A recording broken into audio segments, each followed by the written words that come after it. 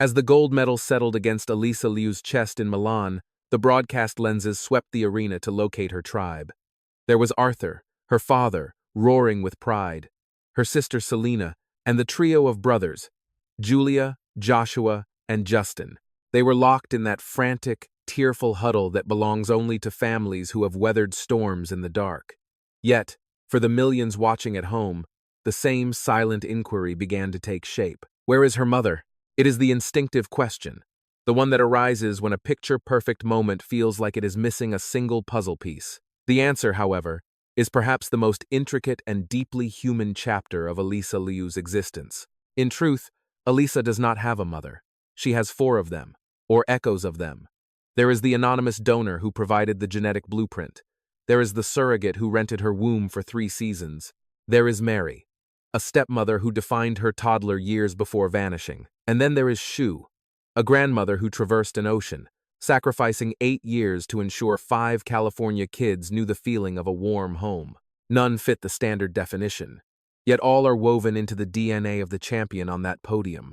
The narrative begins when Arthur Liu turned 40 and chose not to wait for serendipity. He did not hold out for a partner. He chose fatherhood immediately, leveraging science to build his clan. Utilizing anonymous donors and surrogates, he welcomed Alysa in 2003, followed by Selena and the triplets. A single father, 5 children. He selected anonymous white donors to blend with his own Chinese genetics, intentionally crafting a biracial heritage for his offspring. Every move Arthur made was calculated and precise. The woman who birthed Alysa was distinct from the genetics. She was the vessel, the temporary lodging that served as the very first home Alysa ever knew. Arthur revealed that one single woman carried 4 of his children, Alysa and the triplets, across different years. Alysa crossed paths with her once, long before she understood the terminology or the significance. It was a casual encounter with a stranger. Later, Arthur noted that Alysa and a friend had practically solved the riddle of her origins themselves before he ever sat her down for the official conversation. Picture a child mentally assembling the architecture of her own existence before the blueprints were ever handed over. She divined her origins on her own. That is quintessential Alysa Liu. She was analyzing her reality while others were just living in it. Then there is the chapter of Mary Yan, Mary Qingxin, Arthur's former wife. She was the maternal anchor during the chaotic early days, the closest thing to a traditional mother these children ever knew. Then came the divorce, and the anchor was lifted. Alysa keeps the Mary era under lock and key. The texture of that departure, the age she was, the specific void it left, those are scars she keeps covered from the public eye. Yet, one fragment she shared in an interview sticks in the mind like a splinter. At 8 years old, she stared at Mary and asked, "Why do I not look Chinese?" She was only 8. She lived with an Asian woman. She knew her father was Chinese. But the mirror reflected a different equation, and the numbers simply did not resolve. Her reflection betrayed the family narrative she had assumed. That was the spark. No dramatic sit-down, just a sharp-eyed kid spotting a continuity error that the adults had not yet clarified. At 8, she was already displaying the analytical brilliance she would later bring to the ice, reading the unseen. When she pressed for answers, Arthur confirmed her theory. Mary was a guardian, not a progenitor. Alysa took this massive reality check, metabolized it with the quiet resilience of childhood, and kept moving forward. The true constant was Shun, not a mother, but a matriarch. Arthur's mother, a survivor of rural poverty and the chaos of Tiananmen Square, who once watched her son flee on a smuggler's boat to Hong Kong. When the distress call came from California, 5 kids, a law firm, overwhelmed Shun didn't hesitate. She boxed up her life and crossed the Pacific. She landed in an alien world, deaf to the language, yet she ran the machine, cooking, scrubbing, dressing 5 children, day in and day out for 8 full years. This wasn't a holiday visit. It was nearly a decade of servitude in Oakland so her granddaughter could chase destiny at the rink. Shun was the bookend to every day. She was the safety net, the provider of sustenance and solace when the exhaustion set in. It was not a relationship built on deep conversation. English and Chinese formed a wall between them, so they built a bridge out of dumplings and embrace. They spoke the silent dialect of care. Then, in 2016, as Alysa ascended to national stardom at 13, Shun's watch ended. She packed her bags and returned to the life she had paused in China. There was no replacement. A friend helped, sure. But the foundational pillar of Alysa's childhood, the woman who raised her, boarded a plane and vanished into the sky. Fresh off a national title, the teenager found herself bereft of her daily maternal anchor. Yet, she laced up her skates and continued. Step back and look at the mosaic. Alysa Liu was raised in a home without a mother, born of a stranger's genetics, carried by a rented womb. Her stepmother exited. Her grandmother returned to Asia. By all logic, she should be hardened. Instead, she is a radiantly open vessel of affection. She is the competitor who rushes to embrace a rival she just defeated. She speaks of her siblings with fierce devotion. She champions human connection above gold medals. This spirit wasn't accidental.